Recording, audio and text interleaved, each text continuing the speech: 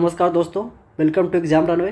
तो दोस्तों आज हम उस टॉपिक के बारे में चर्चा करेंगे जो वैश्विक परिदृश्य को या वैश्विक शांति के खतरे के निशान या हम कह सकते हैं कि तीसरे वर्ल्ड वार की ओर पूरी दुनिया बढ़ रही है। देखिए अभी आप चार फ्रंट पर देख सकते हैं युद्ध चल रहा है। एक तो आपको ईरान, इजराइल और यूएसए देखने को मिलता है। दूसरी आपको 4 साल से रूस और ये यूक्रेन के बीच देखने को मिल रहा है। तीसरा हाल ही में चर्चा देखने को मिलता है पाकिस्तान अफगानिस्तान।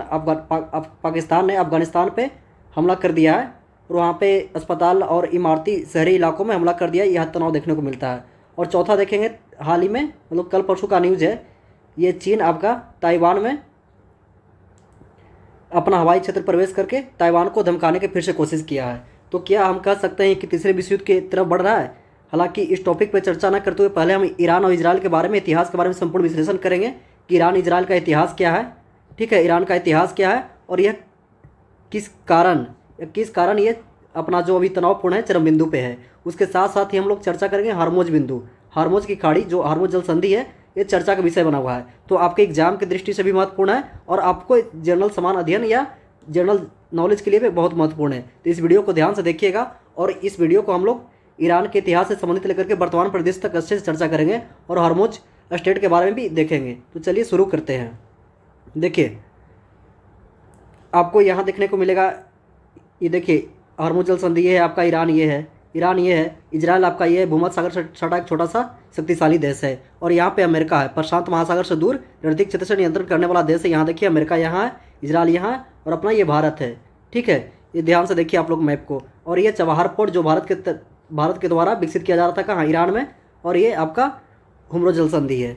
ठीक है, तो सिंथेसिस इनसाइड कह रहा है भौगोलिक दूरी के बावजूद तेल और रणनीतिक नियंत्रण के सभी देशों के एक ही युद्ध के मैदान में ला खड़ा कर दिया है। सिंथेटिक इनसाइड जो कह रहा है कि भौगोलिक दूरी के बावजूद, देखिए अमेरिका कहाँ है, अमेरिका का ईरान से कोई लेना देना दूर दूर तक नहीं है, लेकिन अमेरिका और ईरान में लंबे समय से तनाव देखा जा सकता है। यहाँ तनाव का कारण क्या है? एक तो यहाँ तेल क्षेत्र, ये अरब पूरा प्रायद्वीप तेल क्षेत्र का भंडार है। रणनीतिक नियंत्रण रखना चाहता है अमेरिका कि हमारे इस क्षेत्र पर रणनीतिक नियंत्रण रहे। देखिएगा कतर, यूएई, सऊदी अरब से अमेरिका का अच्छा संबंध है। तीसरी सबसे प्रमुख घटना है ईरान ने हाल ही में परमाणु शक्ति की ओर अग्रसर हो रहा है। तो अमेरिका कह रहा है कि परमाणु शक्ति किसी भी हाल में हम ईरान को संपर्क नहीं होने देंगे। और इजराइल तो इसका लगा हुआ बाउंड्री है, इजराइल लेबनान हो गया, आपको ये सब देखने को मिलेगा। तो इजराइल से हमेशा युद्ध चलते रहता है। लेकिन अमेरिका का शामिल होने का प्रमुख कारण था ये आपको तेल क्षेत्र और परमाणु हथियार की ओर बढ़ते ईरान का कदम। ठीक है, तो देखते हैं ईरान का इतिहास क्या रहा है। देखिए आप लोग पार्सियन से ईरान तक का सफ़र देखते हैं। पार्सियन आप लोग पढ़े होंगे एशियन हिस्ट्री में, तो पार्सियन से भारत का अच्छा संबंध था। देखिए होता क्या है, 550 बीसी पूर्व में सारण महान पार्सिया का एक सुनहरा द्वार था। ठीक है, उसके बाद 651 बीसी में हुआ था अरब कार्बन के आसानी से साम्राज्य का पतन, अरबों का कब्जा, इस्लाम का प्रसार। पहले पार्सियन साम्राज्य था। ठीक है, लेकिन 651 ईस्वी में जब अरब कार्बन हुआ तो यहाँ आसानी से इसका पार्सियन साम्राज्य का पतन हो गया और इस्लाम का प्रसार हो गया। ठीक है, और 16वीं शताब्दी में होता है शाह इस्लाम का प्रथम सिया इस्लाम और अधिक जन राजधर्म की घोषित करता है। देखिए यहाँ पे क्या था ना, जब मुस्लिम भी होते हैं सिया सुन्नी में बटे होते हैं, सिया और सुन्नी में बटे होते हैं। तो यहाँ पे क्या था, सिया इस्लाम के आधिकारिक राज की राजधर्म घोषित कर दिया जाता है। ठीक है, उसके बाद 1925 से 1935 तक देखते हैं पहलवी वंश। ये जो था आधुनिकरण की शुरुआत हुआ 1935 से। पार्सिया का आधिकारिक नाम बदलकर ईरान कर दिया गया। अभी तक हम लोग देख रहे थे यहाँ तक जो सफ़र था अब तो पर्शियन देखने को मिलता था, लेकिन 1935 में पहली बार पर्शियन का नाम हटा करके आधिकारिक रूप से क्या कर दिया गया, ईरान कर दिया गया। ठीक है, उसके बाद देखते हैं 1963 से 1979 में 2 क्रांतियाँ हुई इतिहास में। इसको देखते हैं 1963 की श्वेत क्रांति, इसका नेतृत्व किया था मोहम्मद रजा शाह, जो अंतिम राजा था कहाँ, ईरान का। इसको ध्यान रखिएगा।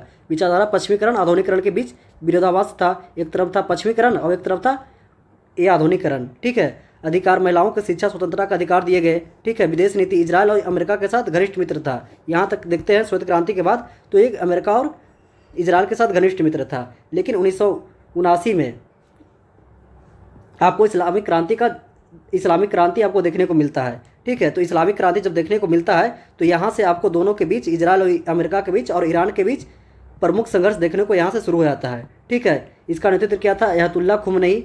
ठीक है, यह विचारधारा था राजशाही समाप्त करना, कट्टरपंथी इस्लामिक गणराज्य की स्थापना करना। मतलब इसका प्रमुख विचारधारा था कि कट्टरपंथी इस्लाम धर्म को घोषित किया जाए। यहाँ पे जो भी इस्लाम धर्म को मानने वाले हो उनको ज़्यादा प्रायता दिया जाए। यहाँ देखिएगा हिजाब पे मुद्दा भी चला था, महिलाओं को हिजाब पहनकर निकलना होता था, महिलाएं शिक्षा नहीं प्राप्त कर सकती थी, तो ये सब के चलते देखने को मिलता है। ठीक है, अधिकार महिलाओं पर सख्त प्रतिबंध। देखिए तलाक, संपत्ति और शिक्षा छीने गए, पुरुष की अनुमति अनिवार्य कर दिया गया। विदेश नीति, पश्चिमी सभ्यता का पूर्ण अंत कर दिया गया। ये पश्चिमीकरण क्या था? पश्चिमीकरण देखिएगा आपको मानवतावाद, स्त्री शिक्षा और आपको यात्रा या तलाक जैसी व्यवस्था नहीं होता है, लेकिन आपको पश्चिमी सभ्यता का विरोध करते हुए इसे पूर्ण प्रतिबंध लगा दिया गया। देखिए पहले देखते हैं कि ईरान और इजराइल में पहले दोस्ती था, लेकिन दोस्ती दुश्मनी में किस रूप से बदला। पहले 1979 से पहले इजराइल और ईरान के बहुत अच्छे दोस्त थे। सऊदी अरब जैसे देशों के खिलाफ भी इजराइल का साथ देता था। ठीक है, लेकिन 1979 के बाद इस्लामी क्रांति हुआ और यहाँ से दोनों के बीच कट्टर दुश्मनी शुरुआत हो गई। दुश्मनी का युग 1979 के बाद ईरान ने इजराइल को अवैध राष्ट्र घोषित कर दिया। देखिए इजराइल का जो स्थापन है या इजराइल जो देश है वो अपना स्थापना के वर्ष से ही विवादित रहा है। ठीक है, लेकिन ईरान ने भी इसे अवैध राष्ट्र घोषित कर दिया और छोटा शैतान कहा और अमेरिका को बड़ा शैतान कहकर पुकारा। मतलब ईरान का कहना था कि जो आपका इजराइल यहाँ पे है वो छोटा शैतान है। ये देखिए इजराइल छोटा शैतान है और अमेरिका बड़ा शैतान है। ठीक है, और यहाँ से दोनों के बीच में दुश्मनी शुरू हो गई। विवाद का प्रमुख कारण ईरान ने खुद को फिलिस्तीन मुसलमानों को स्वयं समर्थक घोषित किया। ठीक है, जैसे देखिएगा आपको यहाँ पे देखने को मिलेगा इजराइल के पास यहाँ पे फिलिस्तीन पड़ता है। फिलिस्तीन, हालांकि इजराइल और फिलिस्तीन दोनों में हमेशा टक्कर चलते रहता था, लेकिन ईरान ने क्या किया, इस्लामिक कट्टरवाद को प्रमोट करते हुए आपको फिलिस्तीन को राष्ट्र का दर्जा दिया और ईरान को अवैध घोषित कर दिया और यहाँ से कहा कि यहाँ से इजरायलियों को हटा दिया जाए और पूरी तरह से फिलिस्तीन का यहाँ पे कब्जा हो। इसी के बाद दोनों देशों के बीच अपना जो विवाद था वो चरम पर पहुँच गया। ठीक है, देखिए घोषित कर दिया इजराइल फिलिस्तीन वाद में पूरी तरह कूद पड़ा। कौन कूद पड़ा? ईरान। यहाँ से दोनों के बीच ये होता है। और प्रॉक्सी युद्ध का जाल देखते हैं। सीरिया, गृह युद्ध में ईरान का सीधा सैन्य हस्तक्षेप, यहाँ से भी इजराइल का दबाव बनाया गया। देखिए सीरिया में क्या था, गृह युद्ध में ईरान का जो था पूरा हस्तक्षेप था और यहाँ पे भी ईरान ने जो था आपका इजराइल पर दबाव बढ़ाते गया। उसके बाद क्या होता है, ये देखिए आपको सीरिया वाला क्षेत्र दिख जाएगा। ईरान अपना यहाँ पे कब्जा करना शुरू कर दिया, यह हस्तक्षेप करना शुरू कर दिया। ठीक है, उसके बाद लेबनान में जो हिजबुल्लाह शक्तिशाली है वो इसमें भी आपको क्या देखने को मिलता है, ईरान सपोर्ट कर दिया गया। देखिए जैसे ही ईरान पे जैसे ही अमेरिका और इजराइल द्वारा हमला किया गया तो एक इजराइल के लिए दोनों फ्रंट खुल गया। इजराइल के लिए आपको ये सीरिया और लेबनान और गाजा तीनों तरफ से फ्रंट खुल गया और इजराइल पर इन लोग भी बमबारी करना शुरू कर दिया।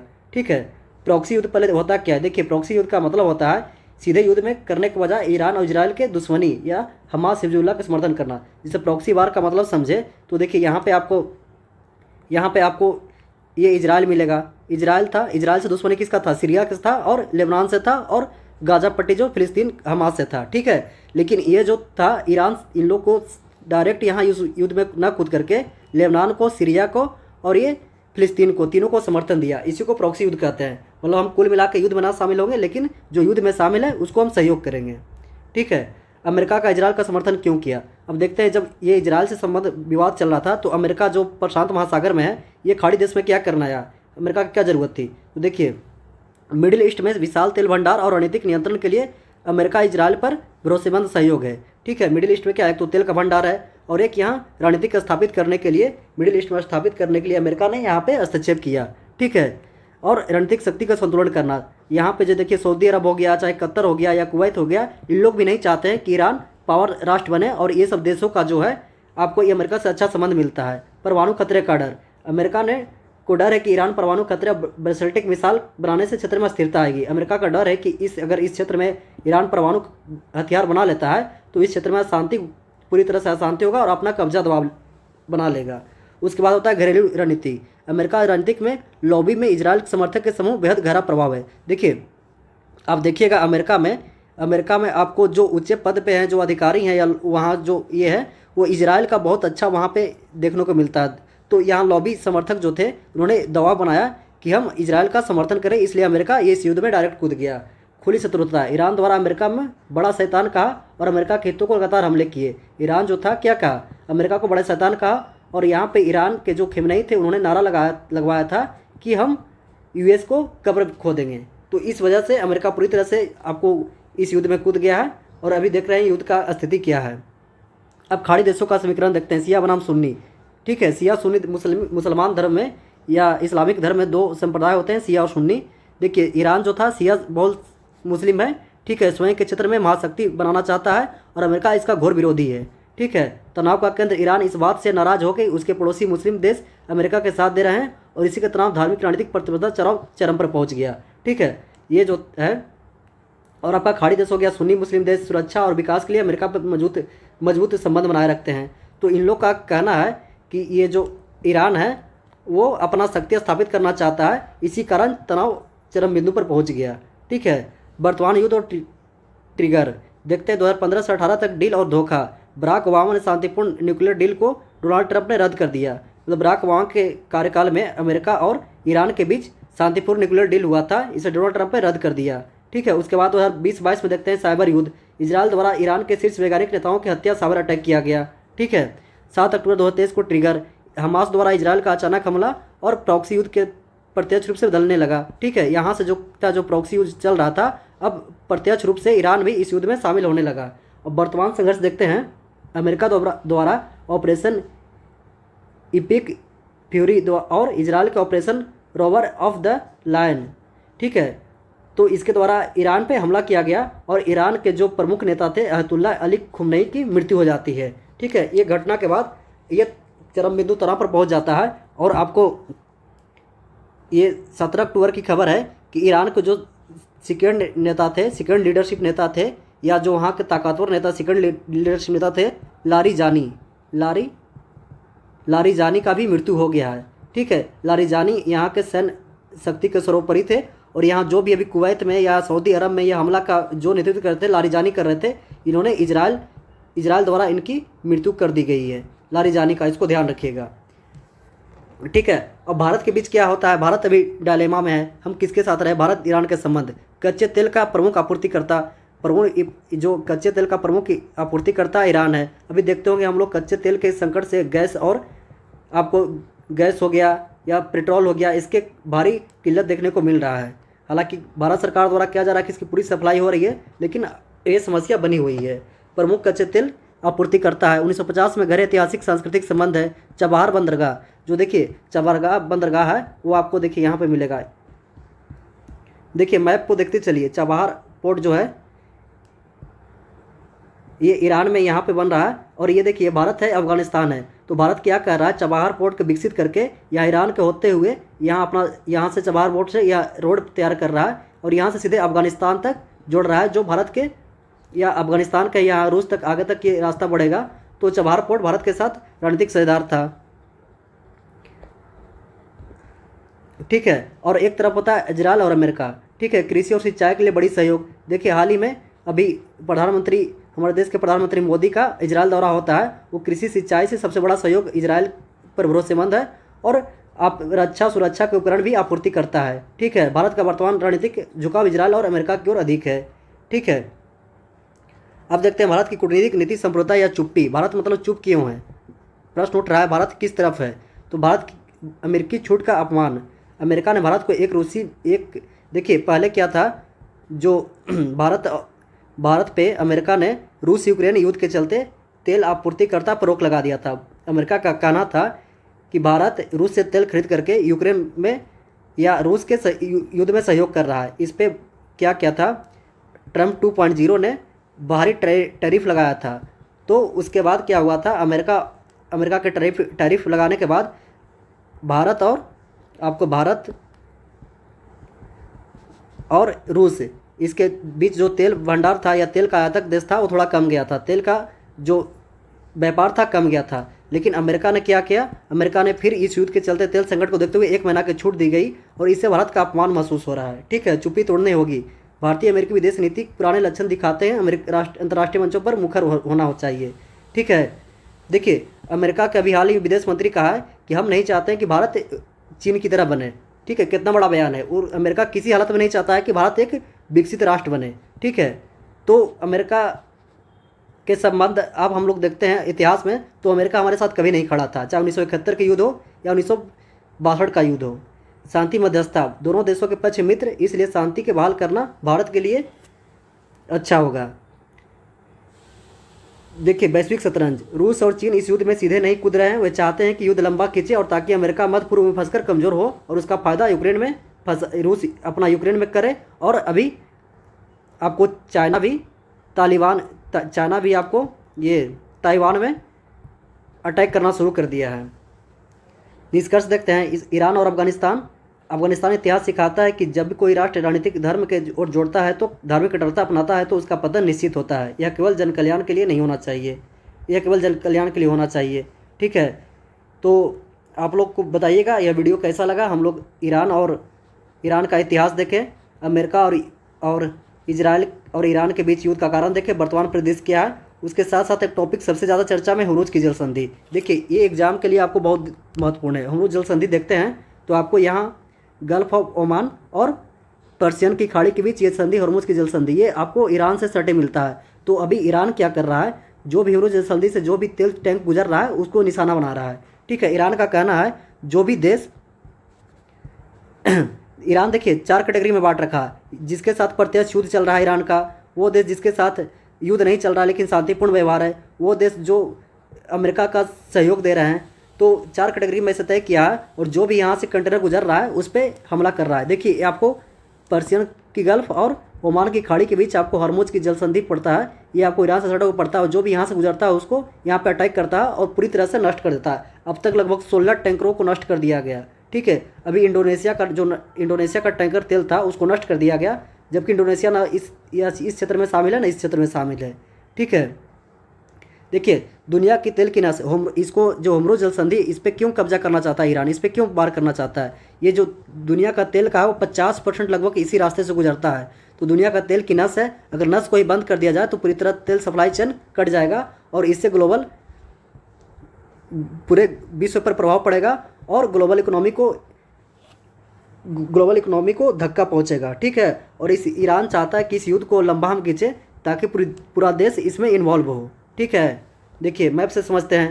ये देखिए उत्तरी सीमा ईरान का हो गया, water rule, gulf of Oman, Arabian की खाड़ी, दोनों के बीच क्या है, ये आपका हुर्मुज़ जल संधि है, इसको ध्यान रखिएगा। यहाँ पे आपको ओमान पड़ जाएगा। ठीक है, यहाँ तो यूएई पड़ जाएगा, आपको सऊदी अरब ये पड़ जाएगा। तो इसका मैप आप लोग देख लीजिएगा एक बार। हर दिन देखिए, हर दिन 2 करोड़ तेल बैरल इसके प्रवाह यहाँ से होता है। वैश्विक निर्भरता 21% तेल इसी रास्ते से गुजरता है। यहाँ सिर्फ तेल नहीं, एलएनजी का भी मुख्य मार्ग है। ठीक है, देखिए तो यह हुर्मुज़ को रणनीतिक महत्व के प्रमुख 3 कारण है। हुर्मुज़ के रणनीतिक महत्व के 3 कारण क्या है, इकलौता रास्ता पर्शियन गल्फ से समंदर से निकलने का एकमात्र रास्ता है। ठीक है, मेजर उत्पादकों की हाईवे, ईरान, सऊदी अरब और इराक जैसे बड़े तेल उत्पादक देश के लिए ये हाईवे का काम करता है। न्यूट्रल चोक पॉइंट, इसका आकार इतना संकरा है कि यहाँ टैरिफ कंट्रोल करना आसान हो जाता है। देख रहे हैं यहाँ पे, देखिए आप यहाँ देख रहे होंगे मैप में, ध्यान से देखिए तो आपको जो हुर्मुज़ जल संधि है ये कितना आके सकरा यहाँ आता है। ठीक है, तो यहाँ से ईरान पर यहाँ से इसको कंट्रोल करना ईजी हो जाता है। ठीक है, देखिए यहाँ से यहाँ तक 3339 किलोमीटर है, नेचुरल चोक पॉइंट है। ठीक है, यहाँ आसानी से करता है। रिफिल इम्पैक्ट, एक चेन रिएक्शन, लोकल तनाव। ठीक है, सप्लाई में गिरावट, प्राइस शॉक और आर्थिक अस्थिरता को और बढ़ावा दे रहा है। ठीक है, तो हम लोग इस टॉपिक को अच्छे से समझे। आप लोग इसको 1-2 बार वीडियो को देख लीजिएगा, उसके बाद आपको टेलीग्राम चैनल पे इसका PDF मिल जाएगा, PDF को रीड कर लीजिएगा और जो भी एग्जाम के पॉइंट से बिंदु है, खास करके ईरान, इजराइल और हुर्मुज़ की जल संधि से लेकर के कौन कौन सा देश लगा हुआ है, इसको मैप में अच्छे से कर लीजिएगा। ठीक है, आप लोग इस वीडियो को ज़्यादा से ज़्यादा शेयर करें। बहुत बहुत धन्यवाद।